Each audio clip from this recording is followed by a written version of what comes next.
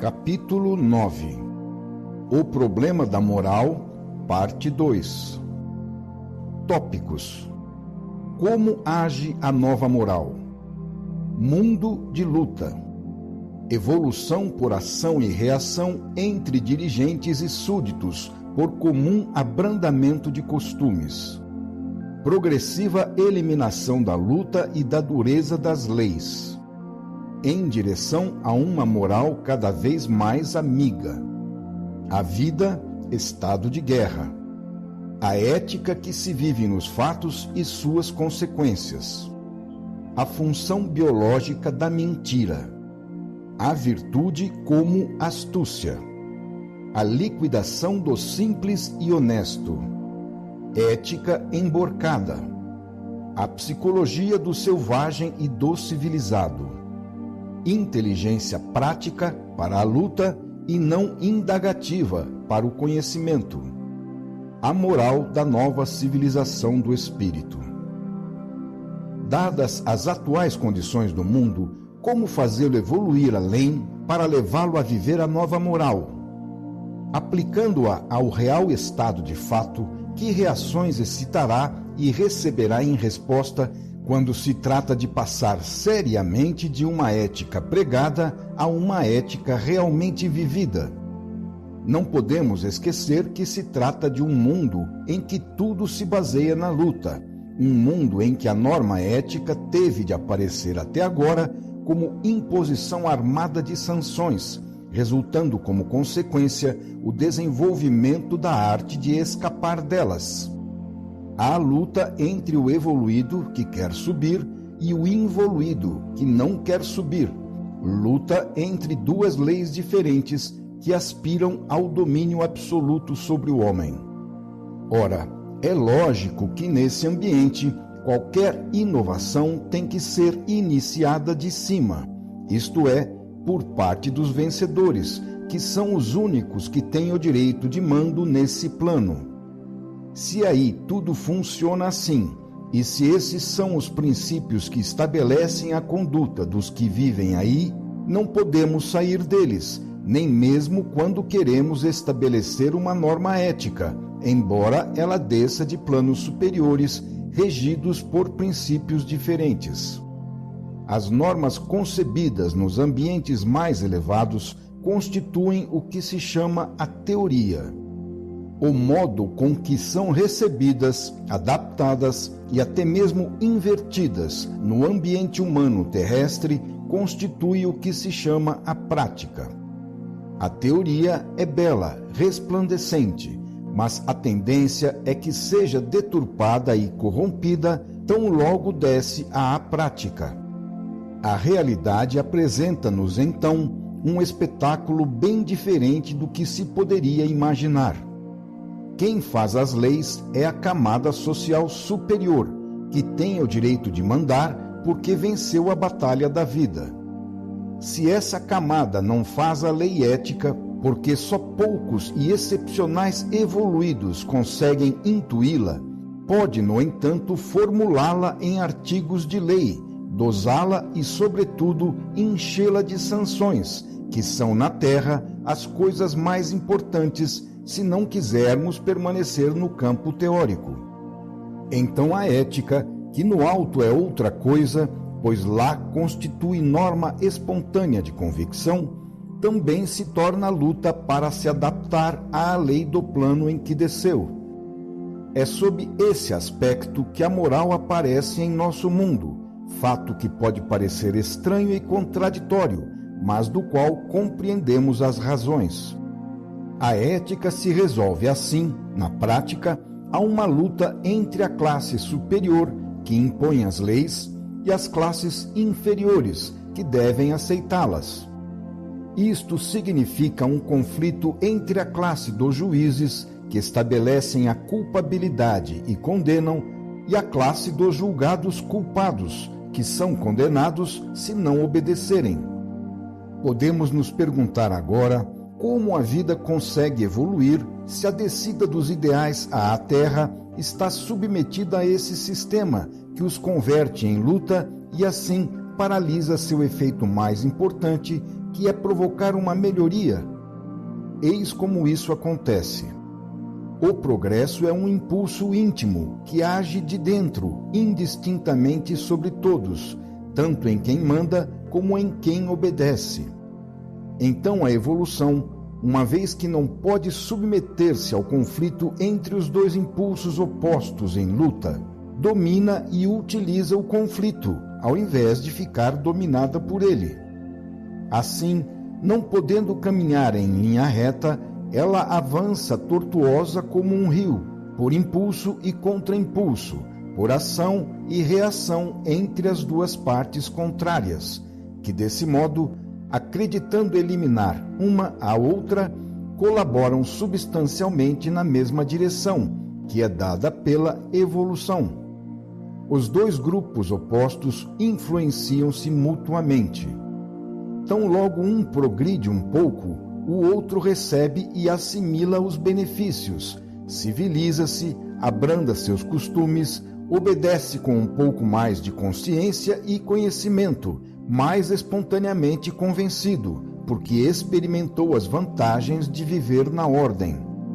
São a luz e a bondade que começam a chegar, desmantelando aos poucos o castelo das coações e sanções, duro ônus que pesa sobre todos e do qual agora é possível começar a se libertar, porque cada vez mais se torna menos necessário. Isto permite que os dirigentes mitiguem as penas, o que não podiam fazer antes, sem prejuízo para si, pois qualquer ato de bondade deles seria interpretado como sinal de fraqueza e autorização à devassidão, e permite também que abandonem cada vez mais o método psicológico de imposição pelo terror, indispensável para disciplinar seres rebeldes e ferozes. A ideia do inferno não foi criação de um grupo sacerdotal, mas uma necessidade psicológica, imposta pelo estado de involução em que se achava o homem no passado. Sem esse terror, hoje inaceitável, o edifício ético, em virtude de sua estrutura mental, teria caído na anarquia. Mas é lógico que tudo isso deva ir desaparecendo automaticamente, sem danos, tão logo o homem permita, civilizando-se mais. Trata-se de um caminho lento, gradual e difícil, mas fatal.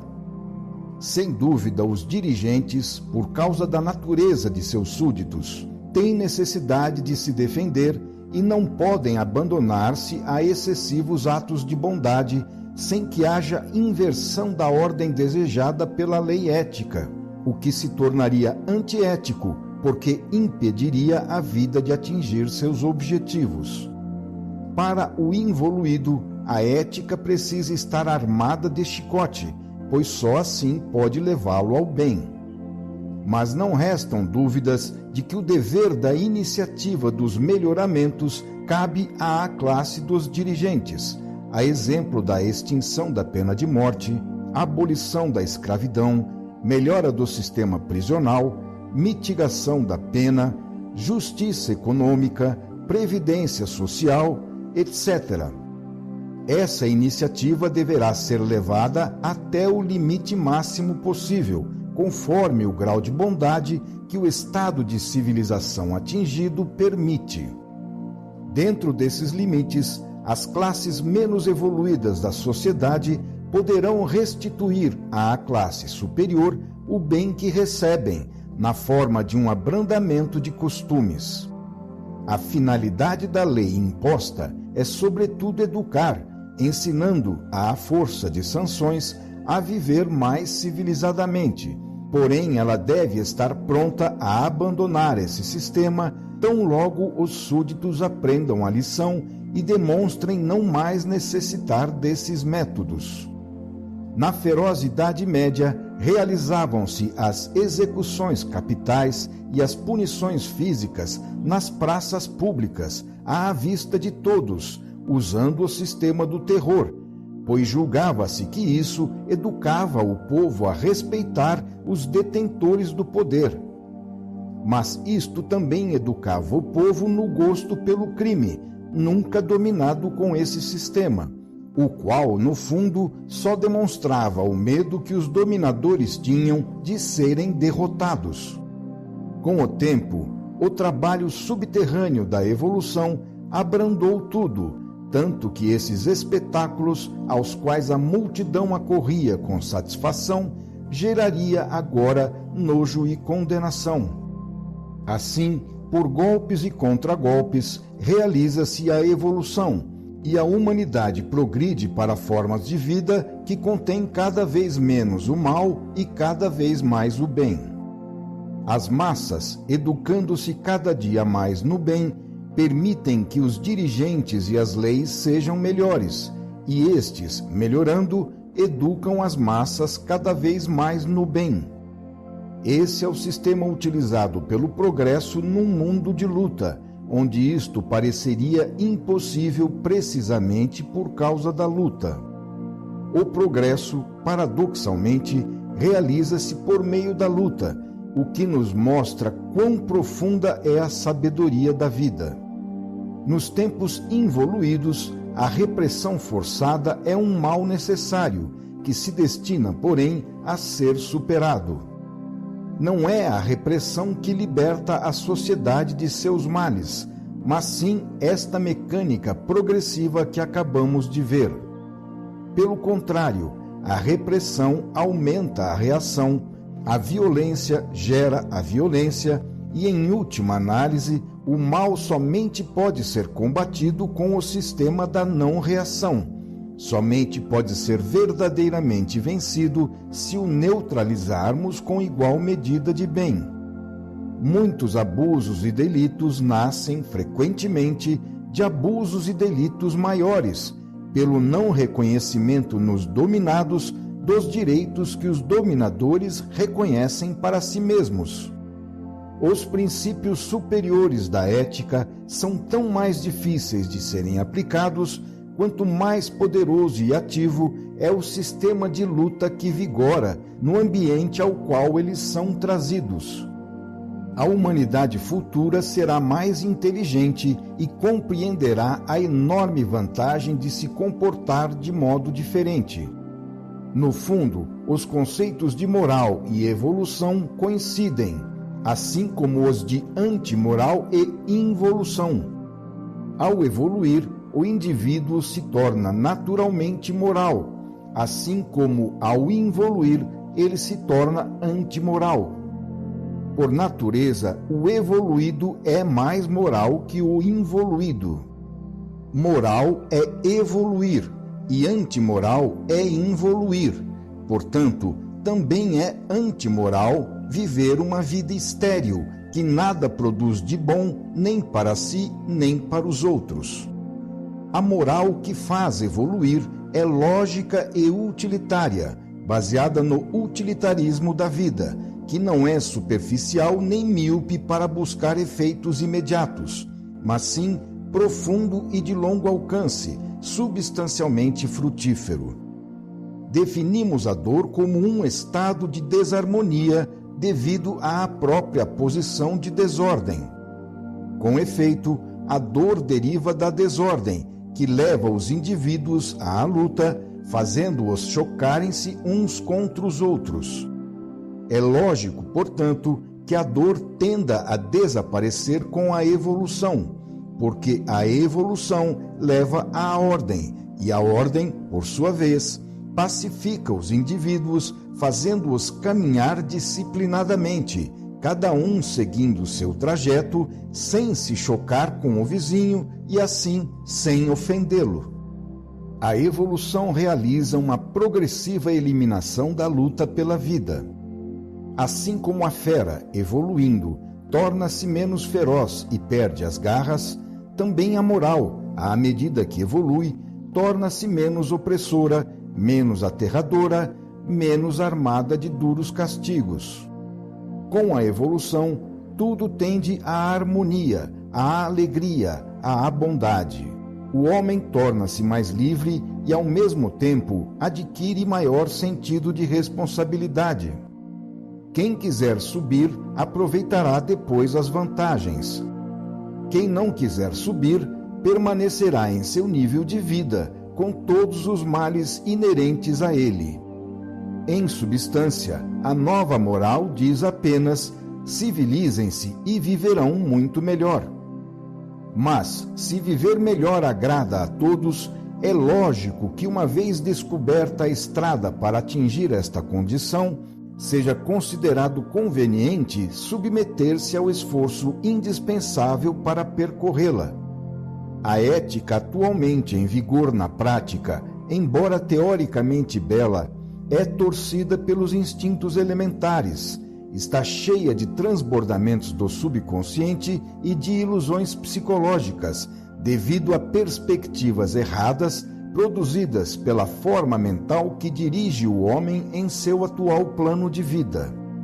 Esta é a ética atual, na qual reaparece a cada passo, nos fatos, o cálculo do próprio interesse, o medo do patrão, o desejo de evitá-lo, enganando-o com escapatórias, sempre no sentido de lutar para se tornar o mais forte e assim vencer a todos. Esse triste estado deve ser abandonado e superado com formas de vida mais altas e felizes. Não mais tantas condenações que sufocam a vida, mas sim esforços inteligentes para melhorar, andando ao encontro dela. Uma moral amiga que nos levará ao bem, querendo-nos bem, e não uma moral inimiga em que o instinto humano de luta e agressão encontra desafogo. É preciso afastar-se cada vez mais dos grandes absurdos e aberrações do passado, como as guerras santas, as inquisições, os infernos eternos, a bênção das armas e as condenações em nome de Deus, bem como de toda a coação espiritual que leva à aceitação forçada como substituto da aceitação espontânea por convicção. É preciso uma moral fraterna e pacífica, de onde desapareceu a luta. Moral na qual, sendo tudo lógico e claro, a mentira não pode aparecer, porque é contraproducente. Para eliminar todos esses efeitos ruins, é imprescindível eliminar suas causas. Não se trata de uma moral para uso dos vencedores em detrimento dos vencidos, mas sim de uma moral de justiça, na qual há lugar para os direitos e a vida de todos.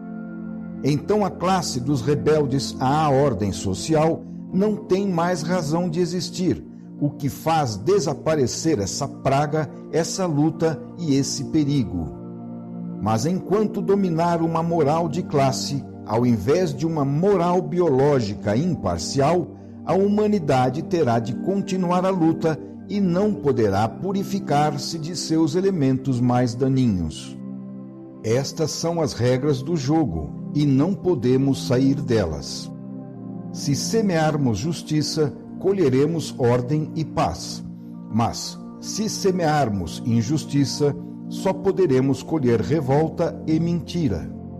Se no próximo quisermos enganar a vida, por meio do próximo, nos enganará. Esta é uma realidade da qual não podemos escapar, mesmo se fizermos tudo em nome de Deus, da pátria, de um ideal ou do bem da humanidade. Esta é a verdade à qual tudo se reduz, para além dos esquemas filosóficos, religiosos, ideais e sociais. As aparências não contam. Se não formos sinceros, teremos mentira. Se oprimirmos, teremos revolta. Se não soubermos mandar para o bem alheio, não obteremos obediência. O ponto fraco da moral vigente é permanecer sempre imersa no plano da luta e, por isso, ser uma expressão e existir em função dela, permanecendo assim uma moral de involuídos. A causa raiz dos males decorrentes dela é o princípio do mais forte, que domina nesse plano e gera fatalmente a derrota. Segundo esse princípio, a verdade é estabelecida pela maioria com suas ideias, para satisfazer a seus instintos e interesses. Esse direito cabe à maioria porque ela é numericamente mais forte. Mas quais são suas ideias, que certamente não podem representar uma elite selecionada? São aquelas correspondentes aos impulsos mais elementares da vida. E é nessa altura, própria dos involuídos, que os evoluídos são constrangidos a se nivelarem. Então, mesmo que a verdade possa descer do alto pela revelação, o que a humanidade aceita, aplica e vive é estabelecido pelos limites impostos pela capacidade de compreensão das massas, incapaz de ir além de um consentimento instintivo do subconsciente, que representa a parte mais involuída, o lado animal do ser humano. São estas as forças que, através dos fatos, tendem a dirigir a atividade humana e com as quais a ética tem de contar, pagando o seu tributo, ainda que na teoria ela pretenda justificar-se, proclamando-se uma consequência da aplicação de princípios absolutos e afirmando ser praticada em nome de Deus e dos mais altos ideais. A realidade positiva que aparece nos fatos é a satisfação dos imperiosos interesses da vida, que quer atingir sua finalidade. Constrói-se assim o castelo da ética sobre bases que se enterram nas vísceras do mundo biológico e que pouca afinidade tem com abstrações lógicas e teológicas, onde a ética pretende fundamentar-se para assumir valor absoluto acima de nosso contingente.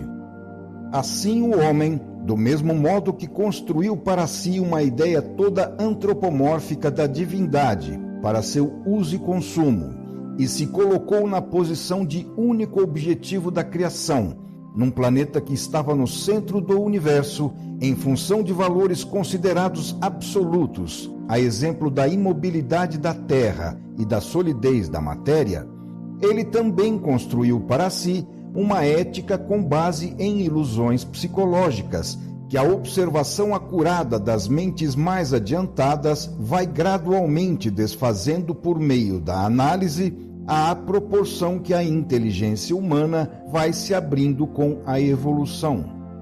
Essa forma mental, responsável pelo conceito de verdade absoluta, é justificada pelo desejo instintivo de atingir a última meta do conhecimento. Acredita-se assim atingi-la e possuí-la, enquanto para o homem situado no futuro só são possíveis verdades relativas e em evolução. E, de fato, é isto o que a realidade nos mostra, apesar das mais absolutas e dogmáticas afirmações em contrário. Diante do transformismo universal, do qual nenhum ser pode escapar, porque está imerso no fenômeno da evolução, o absoluto imutável só é admissível como distante meta final, ainda não tocada, e só atingível no término do processo evolutivo. Esse ponto está tão distante que escapa à avaliação de nosso concebível, razão pela qual, enquanto não for alcançado, só podemos admitir para o ser uma progressiva sucessão de diversas aproximações da verdade como etapas da contínua conquista do conhecimento. A ética é apenas um dos aspectos dessa verdade e, como tal, também só pode ser relativa e estar em evolução. Eis então que a ética, assim como o conhecimento e tudo mais, é dada pela posição que o homem atingiu ao longo da escala da evolução e existe, portanto, em função do grau de desenvolvimento alcançado, o que estabelece em todos os campos os limites do concebível humano. Surge então na Terra a possibilidade de existirem diversas éticas relativas ao grau de evolução atingido. É verdade que a maioria estabelece um nível médio proporcional à sua sensibilidade e compreensão, adaptado às massas, que nele se encontram à vontade. Mas é também verdade que os mais evoluídos podem considerar essa ética como altamente imoral, já que ela encara como lícito e natural o que a eles pode parecer até mesmo um crime. A moral dos selvagens atinge a antropofagia. A moral do homem civilizado admitiu até há pouco tempo a escravidão e ainda admite, em vários casos, o direito de matar o seu semelhante. Quanto mais civilizado é o ser, mais ilícitas são muitas coisas permitidas pela moral comum. E quanto mais evoluído ele é, mais horrorizado ele fica com os atos que seus semelhantes, sem nenhum sentimento de culpa, praticam, mas que para ele seriam inadmissíveis.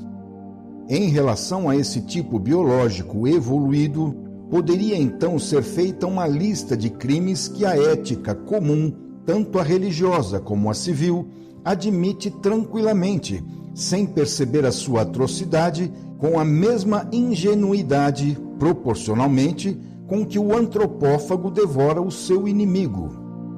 Vejamos alguns desses casos. Primeiro, julgarmos não em função da justiça, imparcialmente, mas em função da força de que o julgado dispõe, seja em posição social, poder econômico, capacidades bélicas, etc., chegando assim a uma justiça que funciona de modo exemplar apenas para o faminto e inerme ladrão de pão ou de galinhas. Segundo, julgarmos e condenarmos o próximo sem conhecer suas condições reais e só em função deles mesmos. Sermos tolerantes quando encontramos nos outros os nossos próprios defeitos, pelos quais também nós poderíamos ser condenados primeiro se os condenássemos. Tornarmos-nos impiedosamente intransigentes e modelos de virtude quando nos outros podemos apontar defeitos que não temos, pelos quais, portanto, não podemos ser alvo de retorno da acusação.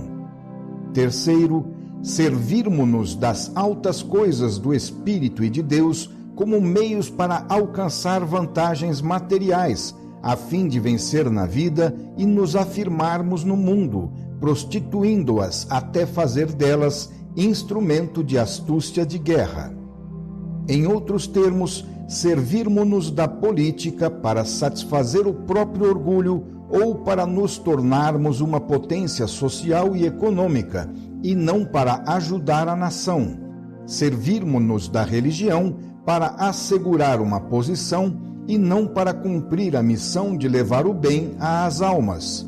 Trairmos os princípios que dizemos professar, usando-os para outros fins, enganando a respeito dos verdadeiros métodos de vida, bem camuflados sob um belo manto de hipocrisia, e praticando na realidade, sob tão belas aparências, o jogo duplo do maquiavelismo. Quarto, segundo a moral em vigor, é lícito vivermos no desperdício do supérfluo, enquanto outros nossos semelhantes carecem do estritamente necessário, assim como é lícito entrarmos na posse de bens que não foram ganhos com o próprio trabalho. Quinto, é lícito roubarmos quando damos com isto prova de uma inteligência que sabe enganar a justiça estabelecida pelas leis. Saber escapar astuciosamente aos castigos pode até merecer como prêmio a velada estima da opinião pública, que não a poupa para quem saiba vencer e tornar-se poderoso. Este, então, passa a ser incondicionalmente admirado só por isso, sendo relegados ao esquecimento os meios utilizados por ele, uma vez que os resultados atingidos são muito brilhantes e invejados. Sexto, é lícito, com a bênção de Deus e as honras da pátria, matarmos quando isto corresponde aos interesses do próprio país ou dos detentores do poder.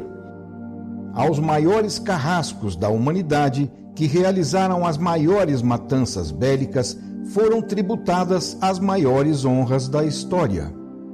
A lista poderia continuar. Estes são alguns dos delitos que, na realidade, a ética humana atual reconhece como lícitos, embora os condene teoricamente. São delitos que qualquer um pode tranquilamente cometer, continuando pessoa de bem e cidadão estimado na sociedade, como bom cristão a quem as religiões prometem o paraíso. Assim, a maioria cria a própria ética, satisfazendo seus instintos, aos quais obedece de boa fé, acreditando permanecer na verdade e na justiça. Não tendo atingido ainda um nível evolutivo suficiente para perceber o que está fazendo, a pessoa se julga honesta e sincera. Nada mais se pode fazer, então, senão repetir com Cristo, abre aspas, perdoa-lhes, Pai, porque não sabem o que fazem, fecha aspas. E para compreender o comportamento desses seres, temos de raciocinar com a inteligência da vida, que os faz movimentarem-se por meio desses instintos, sem que eles saibam o porquê. Eis que aparece então, além da ética pregada e teoricamente professada, artificiosa construção do pensamento, esta outra moral biológica e realística, em que a vida impõe as férreas leis de seu plano de evolução. Esta moral biológica pode parecer mais livre, pois permite muitas coisas que são proibidas, como as citadas acima, mas nem por isso é menos dura. Justamente porque mais involuída, está armada com reações férreas para manter na linha o involuído menos sensibilizado. O homem comum se sente livre e, por isso, acredita que seja permitido realizar impunemente qualquer desejo, não imaginando que vive constrangido nas malhas de uma rede de ferro estabelecida pela lei. Como esta lhe deixa liberdade de ação, ele acredita que possa fazer o que quiser e não percebe que a cada movimento seu corresponde uma inexorável reação. Assim, o homem faz o que bem entende, mas a lei é um sensibilíssimo organismo de forças que, à mínima violação de sua ordem, responde com um proporcionado e adequado contragolpe, colocando assim cada coisa em seu lugar, de acordo com a justiça. Essas forças são como tentáculos que atingem quem errou contra a lei sem possibilidade de fuga, em qualquer tempo ou lugar que ele se encontre. O homem, acreditando-se totalmente livre, está imerso nessa atmosfera de ordem imposta pela lei.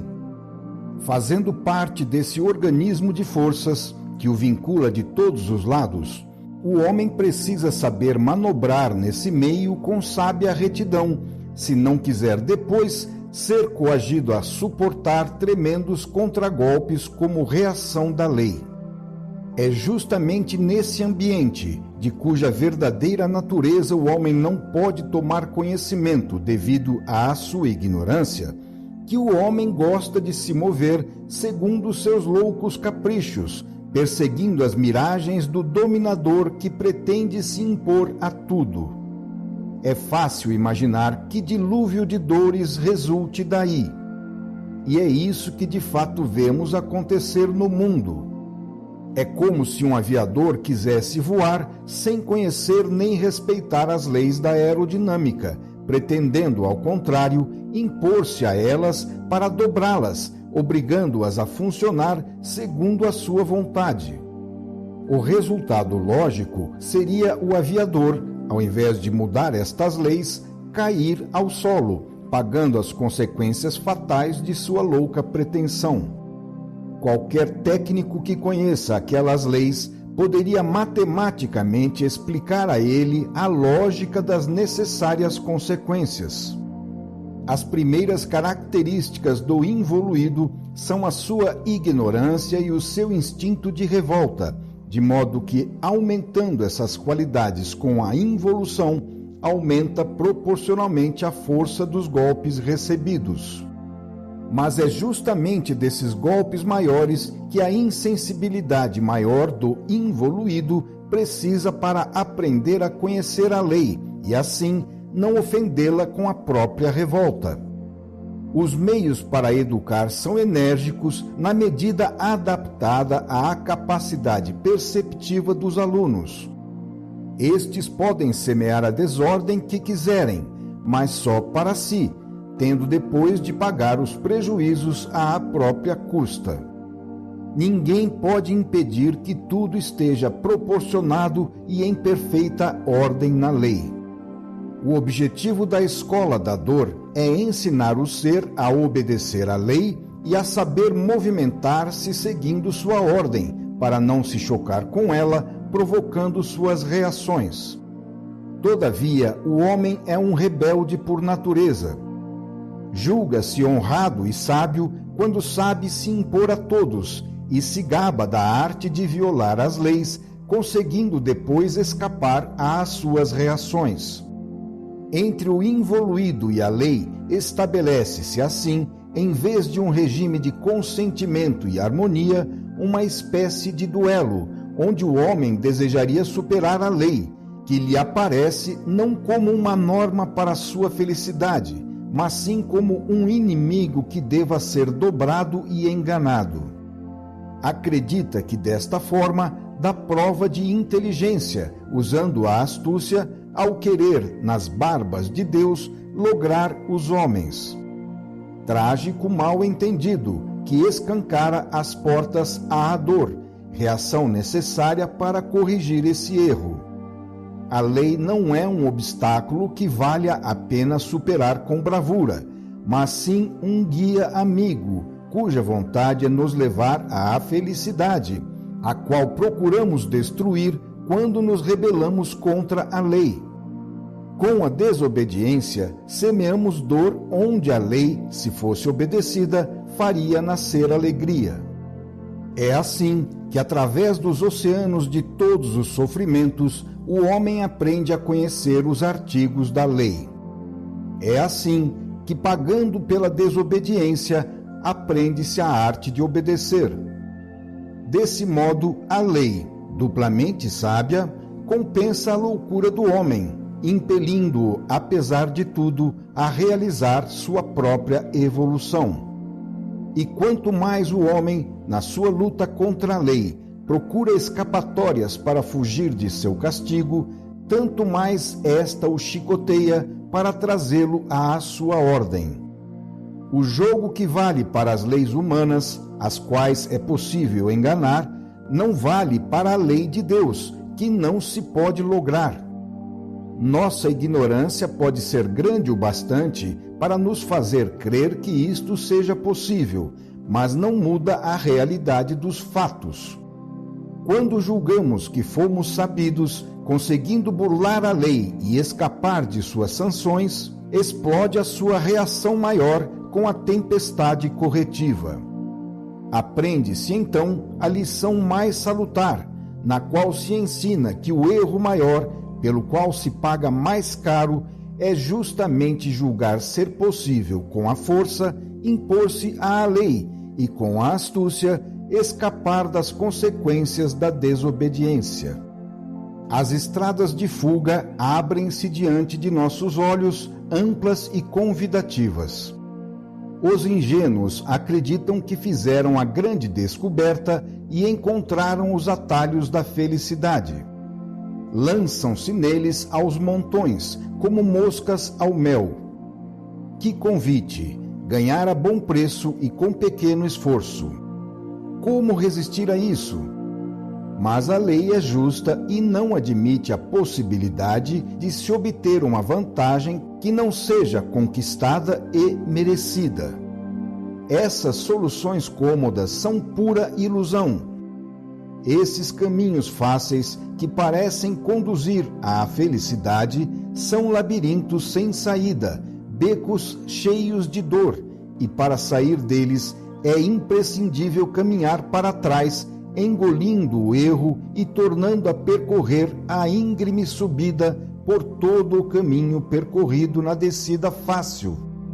Há uma estrada que não engana e verdadeiramente resolve o problema sem nos trazer sofrimentos. Mas por ser pequena, estreita e lateral, ninguém lhe dá importância. Ela não atrai os caçadores de vitórias fáceis, porque é íngreme e incômoda. Termina numa passagem muito estreita e para atravessá-la é preciso estar nu, sem nenhuma roupagem de mentiras, despido dos enfeites das coisas terrenas. É preciso estar espiritualizado, sutil e leve, livre do peso da matéria. Esta estrada é a honestidade.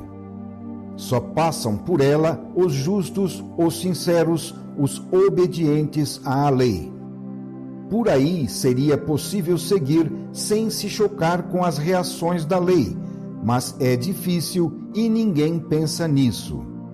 Para conseguir percorrê-la, são necessárias qualidades que não se têm e que são duras de conquistar, requerendo esforços que não são agradáveis fazer. Por isso ninguém olha para esse lado, onde, no entanto, está a estrada para se livrar de todos os sofrimentos. Então são preferidas as outras estradas, amplas e convidativas, mesmo que depois não conduzam, como é lógico, senão ao engano. Está de acordo com a lei e é justo que seja enganado quem quer enganar e seja logrado quem se vanglorie de saber lograr. Fala-se depois que a vida é ilusão, mas a ilusão é desejada pela psicologia da astúcia, que ilude primeiro quem acreditou poder iludir a lei. Quando depois, por obra de seres mais adiantados, desce do alto uma ética com uma norma de conduta que nos leva a evitar esses males, mesmo assim o homem, como fazia com a lei, procura todas as escapatórias para lográ-la. O involuído primitivo não sabe responder de outra forma. Quando, por imaturidade evolutiva, falta a consciência das próprias ações, a ética poderá impor normas mecânicas e exteriores, mas não poderá improvisar essa consciência. Nesse nível, a ética se reduz, então, à prática formal daquelas normas, e o indivíduo, realizando-as, sente-se tranquilo em sua consciência, convencido que nada mais se deva nem se possa fazer.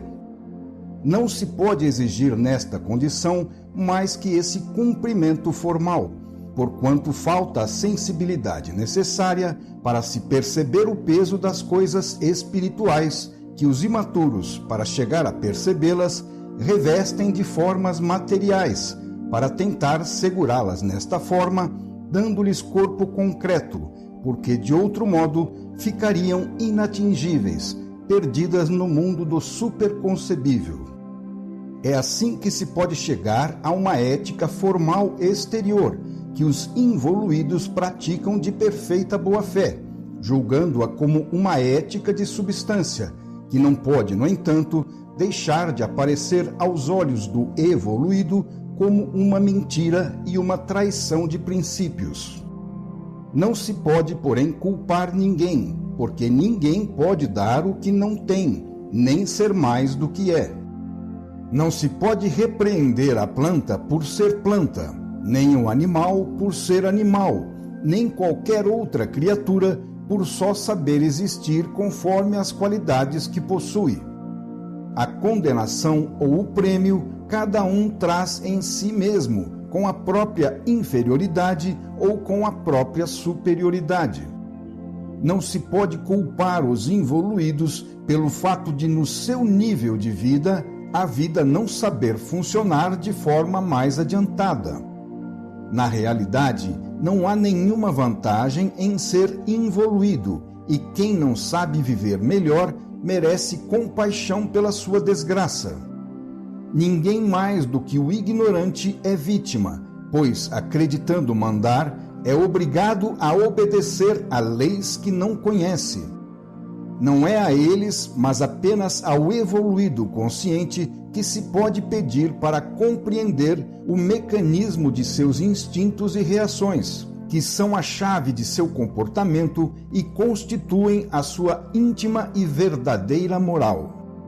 Esta é a moral que o ser percebe e é levado a viver, não lhe importando qual seja a moral oficial que, por outros motivos sobrepostos, teve de aprender a representar formalmente na prática.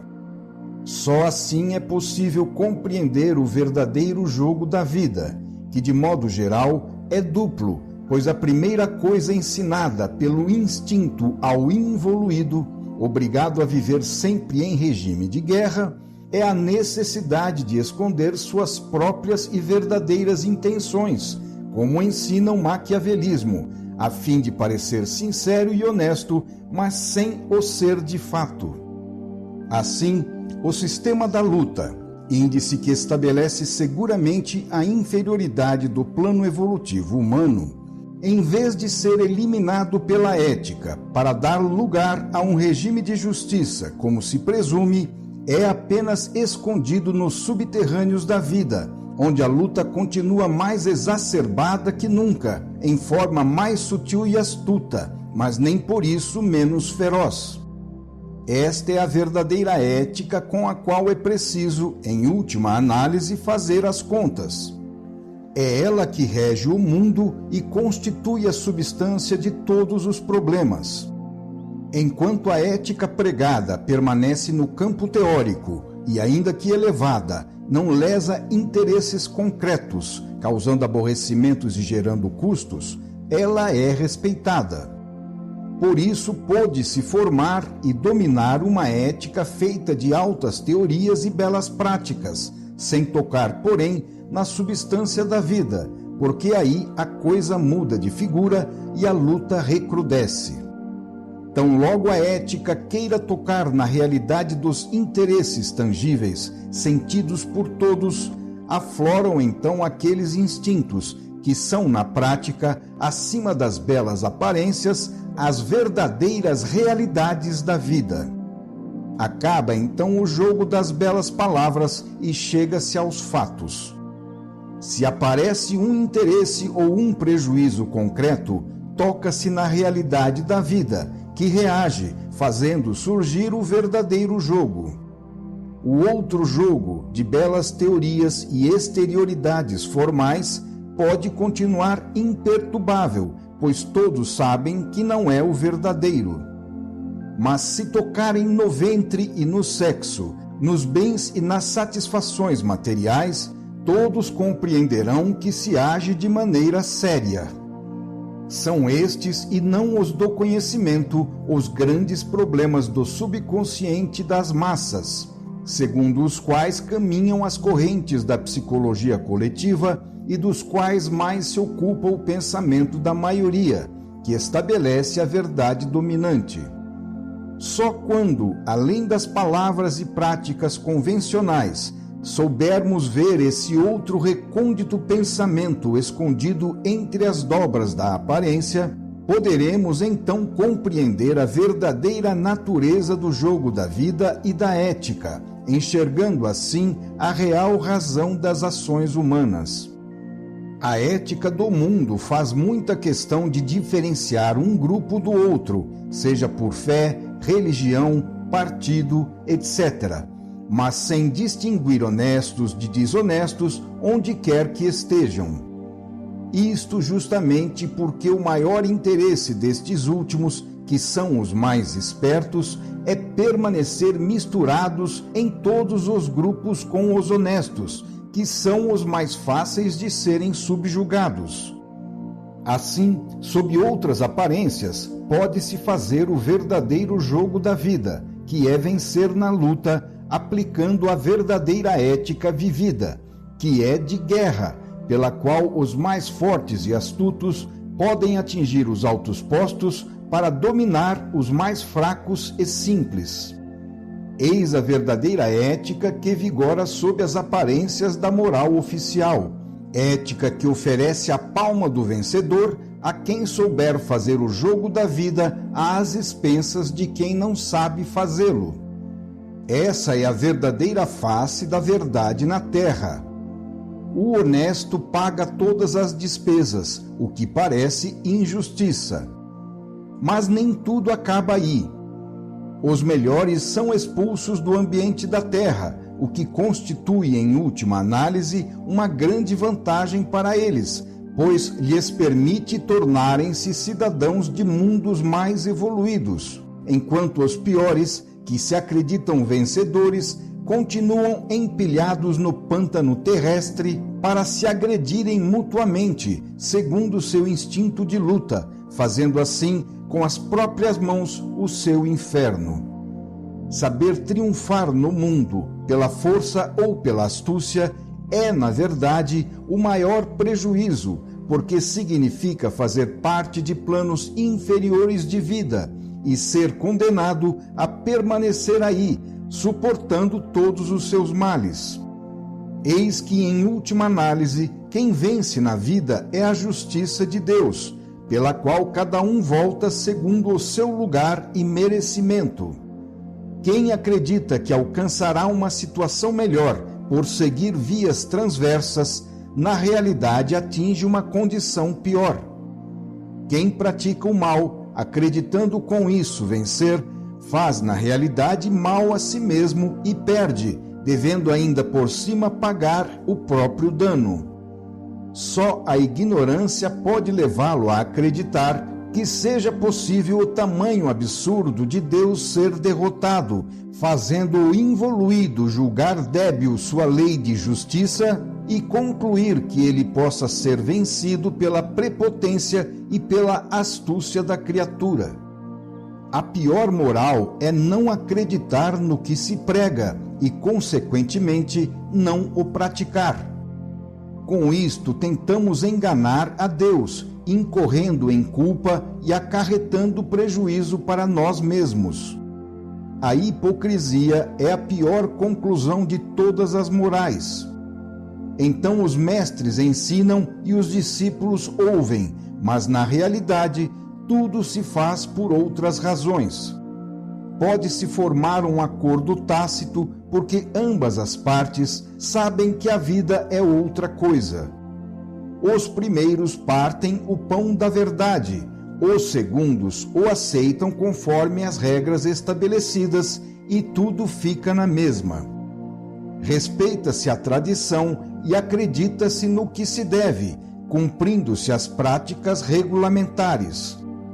O que mais se pode exigir? Todos sabem, por experiência própria, que a vida, na realidade, é bem diferente da teoria pregada e que, na prática, domina outra verdade, pela qual quem vence não é o melhor, e sim o mais forte. E desta verdade não se fala, porque é muito mais honroso ter a aparência de um ser superior, cheio de qualidades nobres. Assim, na Terra, os ideais podem oferecer uma utilidade prática, permitindo conciliar as duas exigências opostas, ou seja, salvar o espírito, mas continuar a praticar a lei do mundo. A culpa não cabe toda aos dirigentes, pois eles, sendo a minoria, tiveram de se adaptar à maioria, que representa o maior impulso. A massa suporta de má vontade os moralistas, procurando expulsá-los, e não os toleraria de modo algum se eles quisessem agir de verdade. Durante séculos realizou-se assim a seleção dos que perturbam menos, por terem achado a fórmula da convivência, resolvendo o difícil problema por meio de acomodações. Mas ainda assim, isto não constitui toda a culpa. Mesmo podendo parecer traição de princípios, este é o único modo que torna possível a aplicação de uma certa dose percentual deles, que seria impossível aplicar em sua totalidade num mundo assim. Desta forma, uma parte da conduta humana está entregue à hipocrisia. Mas o que fazer se a realidade da vida na Terra está nos antípodas dos ideais? As próprias religiões partem do princípio de que o mundo é composto de pecadores. As leis civis também partem do pressuposto de desonestidade do cidadão e, ao lado de cada norma, colocam de imediato o castigo pelo não cumprimento. O ponto de partida é sempre a presunção de que se trata de um rebelde, cuja vontade de desobediência é admitida implicitamente e presumida. Tudo isto é consequência lógica da lei que vigora no plano biológico humano, dada pela luta de todos contra todos, com base no ataque e na defesa. Se existem essas pressuposições, é porque a maioria dos indivíduos se constitui efetivamente de pecadores e de cidadãos que não gostariam de obedecer. Eles são, portanto, proporcionais a estes pressupostos e ao tratamento decorrente, sendo adequados a tal mundo e selecionados na arte de se defenderem, o que é indispensável para a sua sobrevivência. Isto é provado pelo fato de que, se eles, ao contrário do que se presume que sejam na realidade, forem verdadeiramente bons e honestos, então são rapidamente liquidados. Quaisquer que sejam os princípios teoricamente proclamados, a lei em vigor na prática é dada pela luta de ataque e defesa, segundo a qual a reação do indivíduo contra qualquer autoridade pode ser explicada pelo instinto de legítima defesa, provocada pela ação de quem, tendo em mãos o poder, costuma usá-lo para vantagem própria ou da classe, e não como uma função social para o bem de todos. Jamais se poderá impedir que a vida reaja em defesa própria ao se sentir atacada em qualquer ser. Reaparecem aqui os conceitos já desenvolvidos da reciprocidade das posições entre autoridade e dependentes, que não podem deixar de se influenciarem mutuamente, e o da impossibilidade de se alegar direitos sem se ter antes cumprido todos os próprios deveres em relação àqueles de quem se reclama. Mas se estes conceitos pertencem à nova moral, a atual ainda se move num terreno de luta. Então, as condenadas acomodações que escandalizam porque propiciam o não cumprimento dos deveres podem nos aparecer sob uma luz diferente e ser justificadas diante da sabedoria da vida, que as permite. Isto acontece, então, porque elas cumprem biologicamente uma função útil, isto é, tornar possível uma convivência relativamente pacífica num ambiente de lutas, condição utilíssima com a qual se dá tempo para que o novo seja assimilado e a evolução possa amadurecer, a fim de subir mais um pouco. Contra todas as morais, persiste o fato de que a vida humana é um contínuo estado de guerra. Este é o estado normal, ao passo que a paz constitui os intervalos necessários para preparar outra guerra. O que mais liga os homens na amizade, a força de coesão que mais os une, é o ódio contra um inimigo comum. Então os inimigos se abraçam, mas só para que, unidos, possam vencer o outro. Se a mentira floresce, é porque na guerra ela é útil. Pode ser conveniente mostrar-se bom, porque assim, atraindo a estima e a confiança, torna-se mais fácil, com a veste do cordeiro, desarmar o próximo para se obter mais. As virtudes podem se tornar ótima astúcia de guerra, para enganar e assim vencer o inimigo.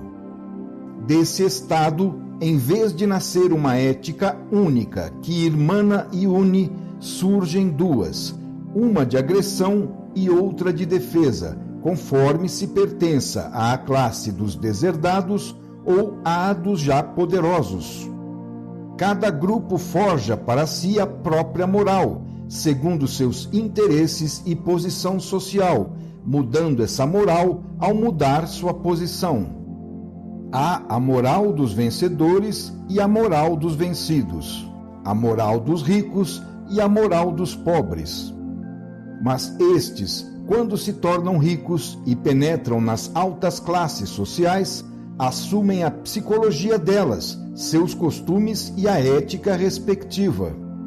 Esta luta se desenrola subrepticiamente, escondida sob as aparências obrigatórias de paz e amor, e é a substância da vida humana na Terra. A moral, em sentido lato, torna-se um meio para enganar os simples, que acreditam nas aparências.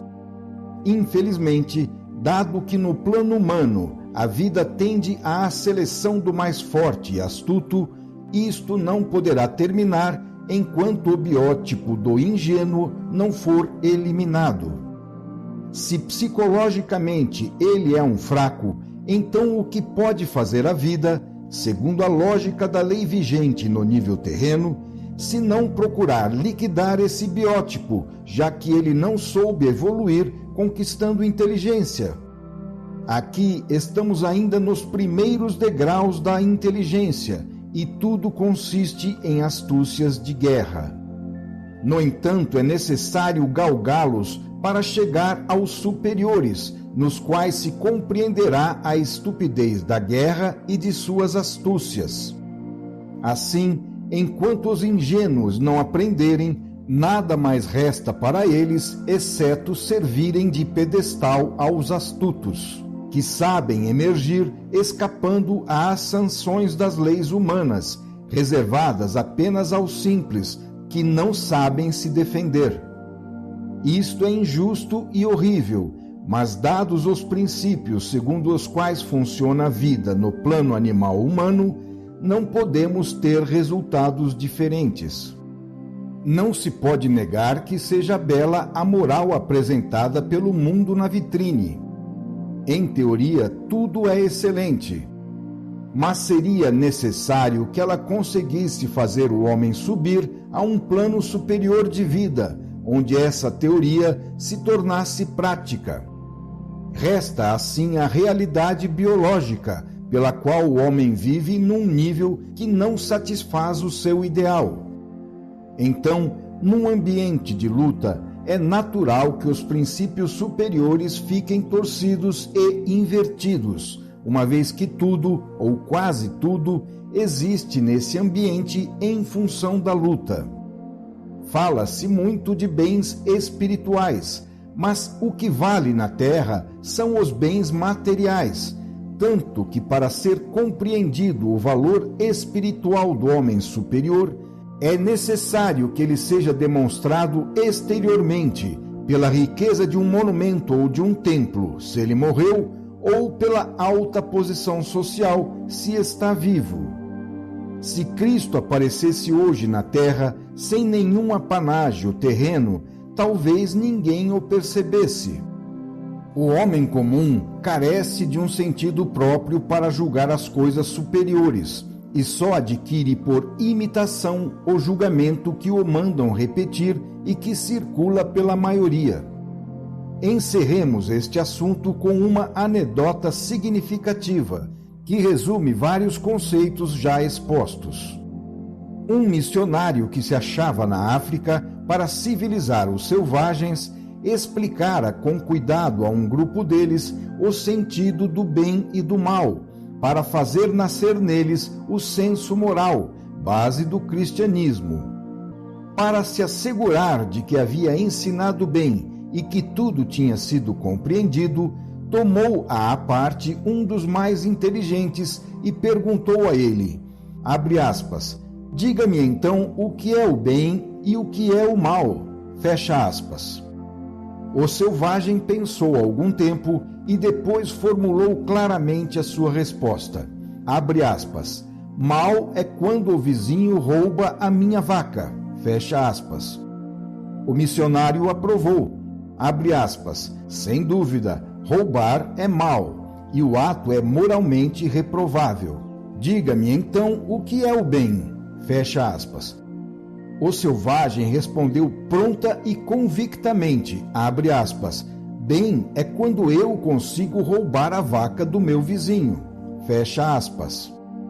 Essa resposta seria considerada estupidez pelo homem civilizado, que certamente não teria respondido assim, porque conhece o conceito de bem e de mal.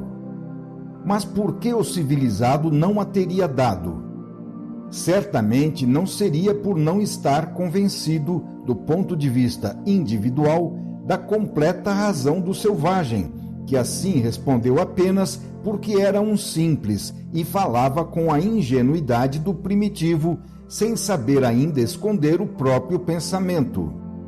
A diferença, então, está apenas no fato de que o homem civilizado, a quem agradaria muito fazer como o selvagem, já aprendeu a não revelar nada que possa atrair as sanções da lei e a condenação do próximo. Existe uma diferença, mas não porque o civilizado pense diversamente do selvagem, tanto que o imitaria de boa vontade, lesando o próximo, se este, organizado em sociedade, não o fizesse pagar por isso, anulando a indiscutível vantagem dessa ação. O utilitarista mais refinado compreendeu que é muito mais fácil buscar o próprio interesse sem mostrá-lo, isto é, encobrindo os próprios planos para não revelar a sua estratégia de guerra.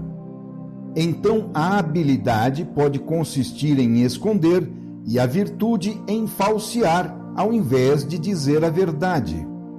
Nesse caso, a culpa do selvagem seria a sua ingenuidade, que o civilizado, por não possuí-la, não lhe perdoaria, porque sempre se está mais pronto a condenar as culpas que não se tem do que as que se tem. Estamos num ambiente de luta e não se pode impedir que tudo exista em função dela. É natural que os ideais também sejam utilizados para esse fim, sendo transformados num manto de hipocrisia para melhor enganar o próximo. Se na terra encontra-se tão espalhada a hipocrisia, deve haver uma razão para isto. É que nesse plano de vida ela pode ser vantajosa, enquanto nos planos mais evoluídos ela não é praticada, porque é contraproducente. Assim, a sinceridade na terra pode ser julgada ingenuidade de tolo, do inábil para a luta. Acontece então que na prática a culpa mais condenada não é a mentira, mas sim a ingenuidade, que permite descobrir a mentira. Não é ter defeitos, mas sim não saber escondê-los, mostrando assim o ponto vulnerável onde se pode ser derrotado. Dado o involuído plano biológico em que tudo isto ocorre, não se trata de maldade, mas apenas de afloramentos do subconsciente animal na luta para sobreviver. O homem se acha numa fase de transição entre a animalidade e a espiritualidade. É natural, portanto, que em seu mundo a moral pregada pela teoria de bondade e justiça encontre-se em contraste com a moral praticada de fato, de força e astúcia. Com efeito, o que mais se pune é o erro de se deixar apanhar em erro. As leis humanas não punem quem seja hábil o bastante para não se deixar apanhar. Somente da justiça de Deus, a única verdadeira, não se pode fugir.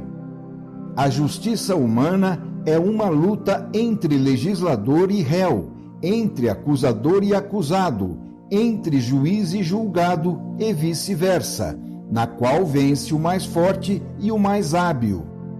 Na prática, o maior valor do indivíduo não consiste naquilo que é proclamado em teoria, ou seja, em obedecer à lei, mas sim na habilidade de saber escapar dela. É lógico que num ambiente de luta, onde reina o culto da força, a obediência seja fraqueza e a rebeldia constitua valor. Como pode uma moral ideal, feita para um mundo orgânico de ordem, ao qual ela quer levar o nosso mundo humano por meio da evolução, não ser invertida neste nosso mundo caótico, feito de competições. Em nosso ambiente humano, tal como no caso do selvagem que narramos, o bem e o mal são concebidos apenas em função do próprio eu, ignorando o próximo e assim considerando como bem a utilidade própria e como mal o prejuízo próprio, enquanto no plano superior, ao qual pertence a moral oficial, o bem e o mal são concebidos em função de toda a coletividade, levando-se em conta o próximo e assim considerando o bem alheio como utilidade própria e o prejuízo alheio como prejuízo próprio.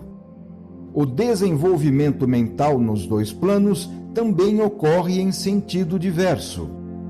Em nosso mundo, a inteligência mais apreciada é aquela que dá fruto imediato na luta, servindo para vencer, e não a especulativa, que procura o conhecimento e leva à consciência da lei.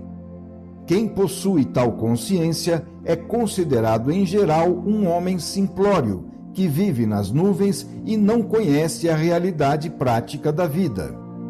Esta exige astúcias para resolver os problemas imediatos, e não a inteligência apta a solucionar os problemas elevados e distantes, conhecimento que não oferece nenhuma utilidade imediata para a defesa da vida.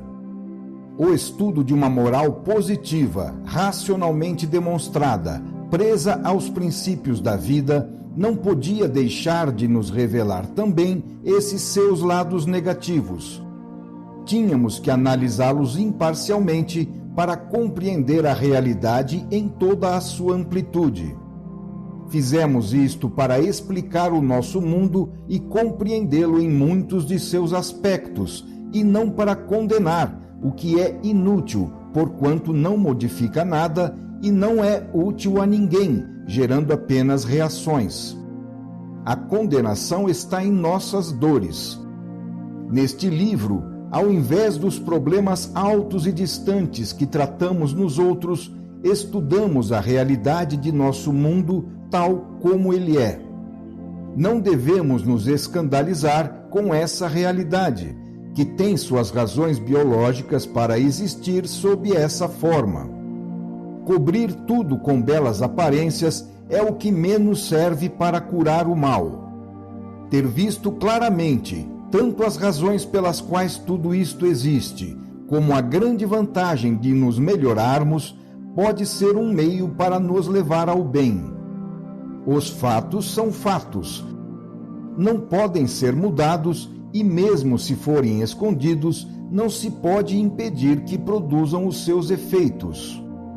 Esta não é a hora de nos sentarmos à beira da estrada, dando-nos por vencidos. Certamente a salvação está nas mãos de Deus, mas o homem deve contribuir com todo o esforço para a sua salvação. Não devemos concluir com o desencorajamento e o pessimismo. Assim como o presente superou o passado, que era pior, também assim um futuro melhor superará o presente. Vimos que ninguém jamais poderá deter a grande marcha ascensional da evolução, dirigida aos objetivos supremos. Onde tudo evolui, também a moral não pode deixar de evoluir. Desse modo, teremos de chegar um dia à realização vivida da ética ideal, que hoje luta na Terra para levar o homem a um plano superior de vida, no qual triunfará a nova civilização do Espírito. Final do capítulo 9.